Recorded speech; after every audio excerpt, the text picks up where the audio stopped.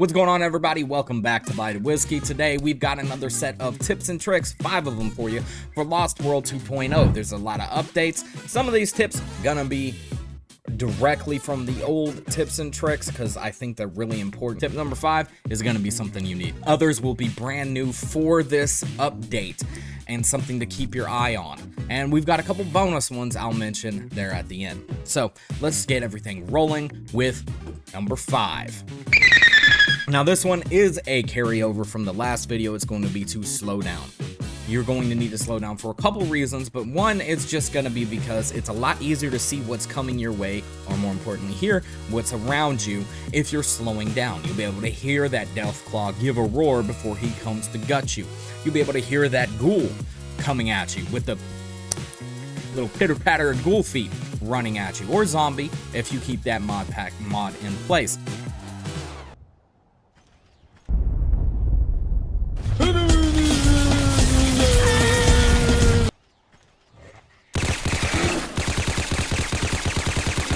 You also need to differentiate and learn to differentiate between the actual actor noises, so the NPCs that are in the area, the noises that they make, versus the ambient noises that are put in place with the sound mods that are in there in order to freak you out, like rumble, like rubble crumbling down, or footsteps in grass. Because they are in the game, they're a part of the mod pack, and it's there just to creep you out.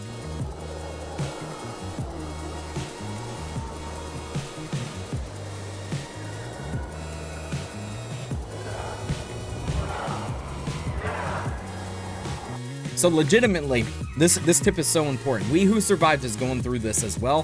He's got steamrolling just kind of like I did, but in the beginning, he was having a hard time trying to kind of navigate everything because he was playing it like Fallout and like Frost, which you can move a little faster in those two, in that mod for Fallout 4 or in Fallout 4. But if you played Stalker, you know you can't just sprint everywhere.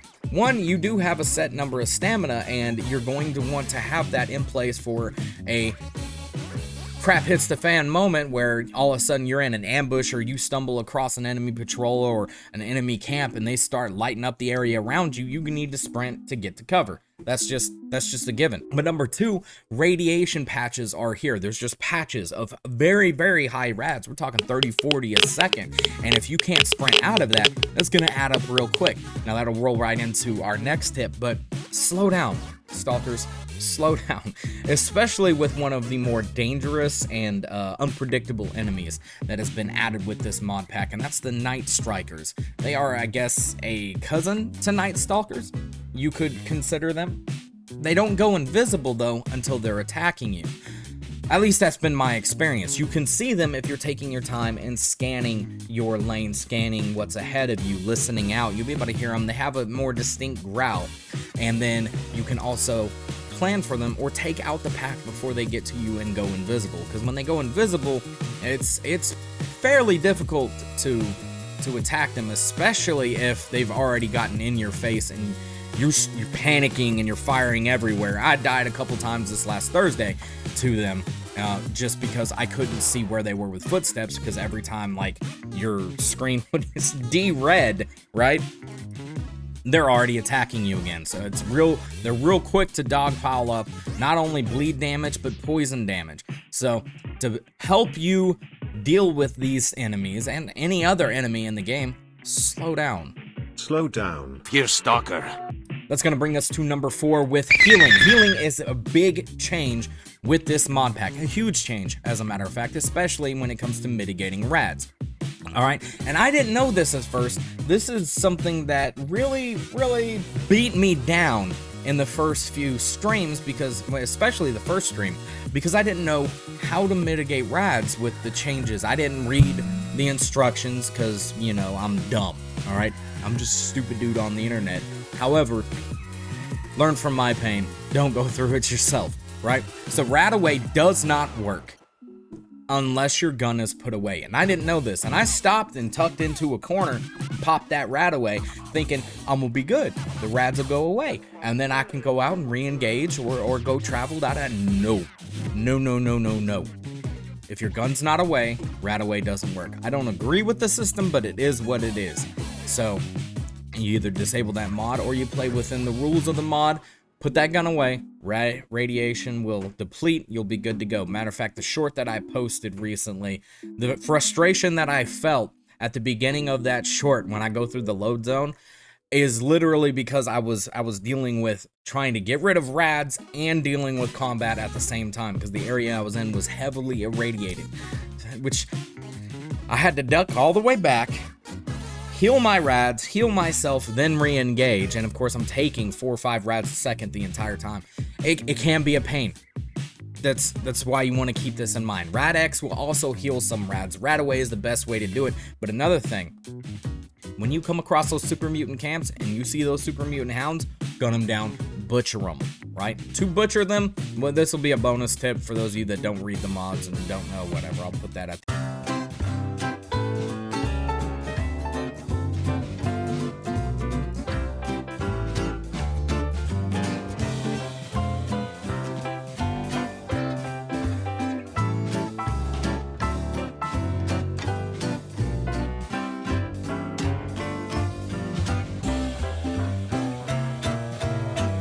Good job.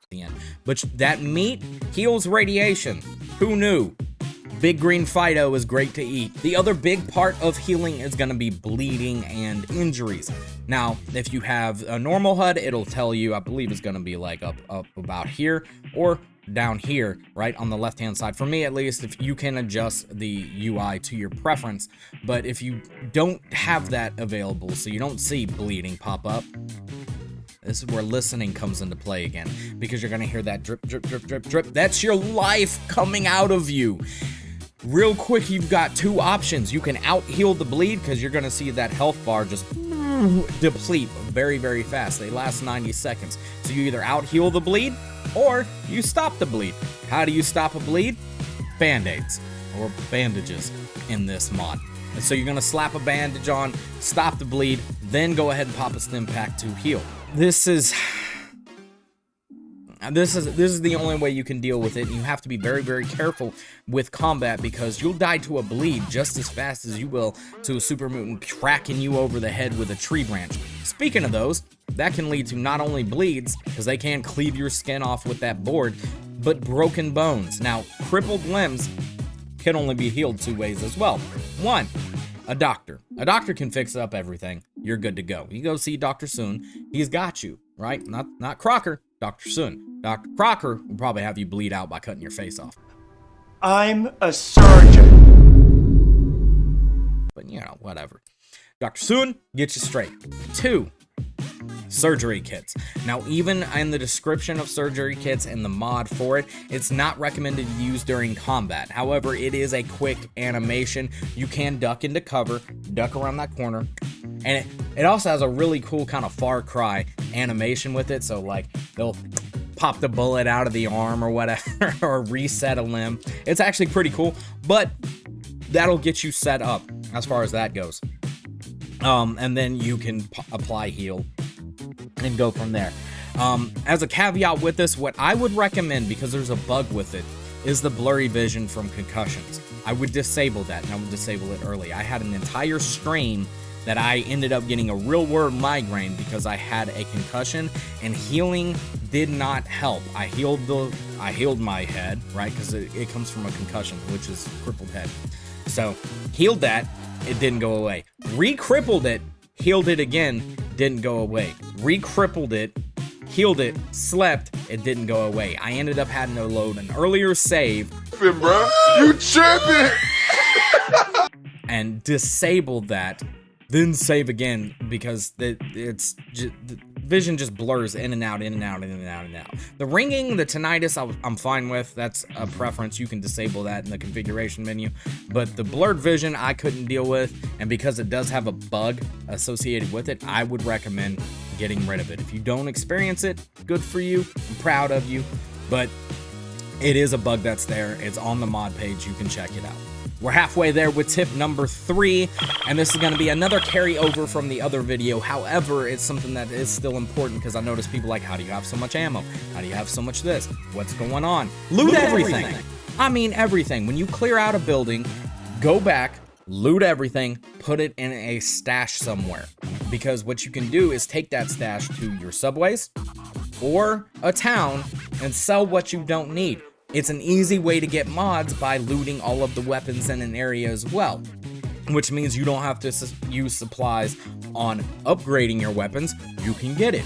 Literally how I got my sniper rifle. If you check out the streams, Tuesdays, Thursdays, if you check out how that sniper rifle is, I looted the Creedmoor thing. I looted the actual suppressor, and then I created the scope until I found a better one. And this is going to tie into our number 1 tip in a minute, but loot everything, right? Because settlement building in this one is kaput. So that's not a reason why you're going to do this, but the crafting system has been boosted as a result. You get a universal workbench. You can work on armor. You can create or modify armor, create or modify weapons. You can craft ammo. That's the important bit. You can craft ammo now. So you may not be able to have an entire settlement dedicated to your pew-pews anymore, but you can do it yourself and hand load it on New Vegas a little bit. So that's something to keep in mind, something to remember in regards to looting, on top of the fact that that's just money. All right, pay attention to your weight to value ratios on loot. Carry what is the highest weight to value ratio, but also worth a lot in itself, so that when you get to the next settlement, you get to the next town, you can sell off what you don't need, replenish your ammo supplies. There's also very specific guns that become very, very useful. 308 has been the most OP round that I have come across in this playthrough, between my sniper and Exodus, and a new weapon that I just came across that you'll see on the next stream if you join for that. Exodus is a very easy get. I would recommend it. Radiation damage on top of bullet damage. It's so high damage it like ghouls can't even heal from the radiation damage. The other one is a bit better in my opinion, but I'm not gonna spoil the stream for that. But anyway, take everything from a place. All right, take everything. So number 2 on our top 5 tip list is look down at the bottom of your screen. Is that subscribe button red? If so, click it, especially if you found any of these tips so far useful, because the next 2 are going to be useful, I promise you. And if you want to see more of those, you want to catch the streams, hit that subscribe button, hit that bell, and you'll be able to. But for real, the number 2 tip is going to be know enemy locations, where they and what they typically have. So the USS Riptide is a perfect example of this. I noticed when I was watching We Who Survived go through this that he ended up getting a lucky spawn of an exosuit. Well, guess what? At the USS Riptide, it's a raider location, right? It's fairly early game too, so it's not a big deal. But there is a raider that's in power armor there. Now, for the most part, power armor has been largely replaced by exosuits. Big brain moment. Go there, snipe the dude, take his exosuit. All of a sudden, I'm on level 7 with an exosuit. It's easy. It's easy. Exosuits are so much better. Well, I'm not gonna say so much better. There's a balance, and you'll see it here. A big trade-off. Exosuits are a huge boost for early to mid game, though. A massive boost.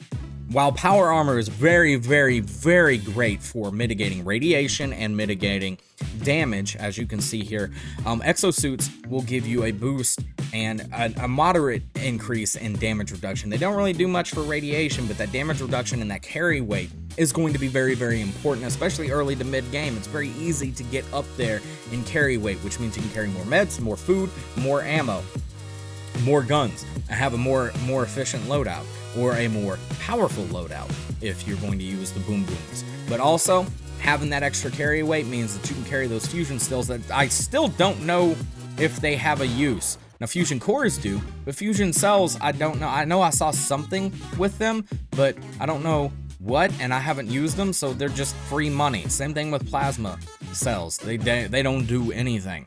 If you know where things are, you can have an idea of where you want to go, and you can plan accordingly, and you can even plan your routes out in order to be prepared for what's coming. So you know if you're going through Bunker Hill, and then right across, you've got County Crossing just to the north of that bridge, but there's also a random spawn that can happen. A lot of times it'll be sense dropped in. You have bugs that are there. And then you have the bridge that goes back down so that you can go to the airport. Going to the airport, you've got a lot of ghouls, you've got potential super mutants, you've got potential worse mutants, and then there's the racetrack that has robots there. So you can plan how you want to do your route if you know where largely everything is, right?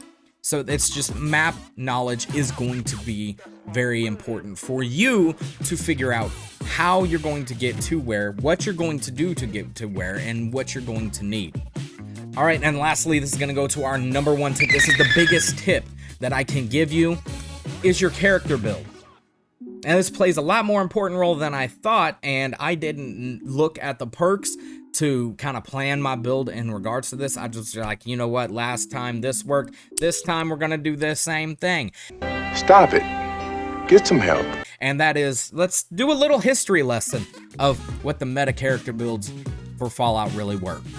Originally, it was thought your best character build was going to be a high intelligence character, and that made sense that with no level cap, you could just level forever. How do you level forever? More experience, which means more perks, which means a stronger character. So early on, a high intelligence character was the meta, and then they did the math and found out that Idiot Savant was actually the meta. And you could do crazy things with Idiot Savant. And in regular Fallout or Frost, even especially in Frost, I would recommend you do this, because the OPest OP build for leveling in Fallout 4 is going to be a low intelligence character with Idiot Savant. You level that up to level 3. You level up your intelligence to max, and then after that, this is where the really crazy shit comes in. You run around dehydrated until Idiot Savant procs, because Idiot Savant 3, when that procs, you get 3 minutes of double or triple XP. At that point, you rehydrate and you pop meds to boost your intelligence to 15. So you're getting, let's say it'd be 50 for a raider kill. All of a sudden that's times 3, right? And then whatever.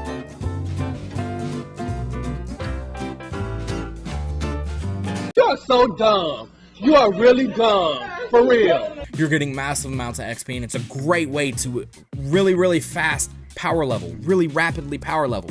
That's not really what I would recommend with Lost World 2.0 at all. Sorry to burst your bubble a little bit there. That was my plan. However, what I found out is so many options and crafting mechanics and attachments were locked behind fairly high-level perks that are all under the intelligence tree. I would recommend going back to the original meta, going with a high intelligence character. You also might want to, especially with how lethal combat is, consider a charisma character as well. High intelligence, high charisma. It's worked pretty well for we who survived on this. I did not. My philosophy is if I can't preempt whatever encounter I'm going to use illicit substances like Jet, Psycho Jet in particular. Now they're named different, but using that and getting that slow down to just mow down whatever's in the way in the moment, that's my take. You can play around with charisma, but intelligence, big important point, and the number one tip that I would say. As far as weapons and such, I would look at the perk menu. Automatics, accuracy through volumes, probably still gonna be your friend over anything else, at least until you can make sure that you can quick scope or hit semi-auto shots very quickly. Yeah, out with the new, in with the old, high intelligence build. Now, a couple of bonus things, real quick. One, stay out of the water. I'm not kidding. It was an important thing that I discovered with the old version of Lost World. This version, no. I haven't gone in the water because of the murder fish that I saw previously. They're worse, and there's bigger, and I'm not going to. Now, as a goof, I'll probably toggle TGM on and go take a look at what's all in the water, because I know there's like a giant ghoul well that's supposed to be way out in the deep. I guess that's it for now. Because I just brain farted. So, if you have something that I missed, and maybe it's that bonus tip that I was thinking of, hopefully, but if you have a tip that I missed, leave it in the comments below, let me know. If you enjoyed, again, give the video a thumbs up. If you didn't, give it a thumbs down. If you, not that YouTube really cares about that anymore, but give it a thumbs down, leave a comment down below, let me know what you think, and I hope you all enjoyed, and I'll see you next time, stalkers. Good hunting. Go, go.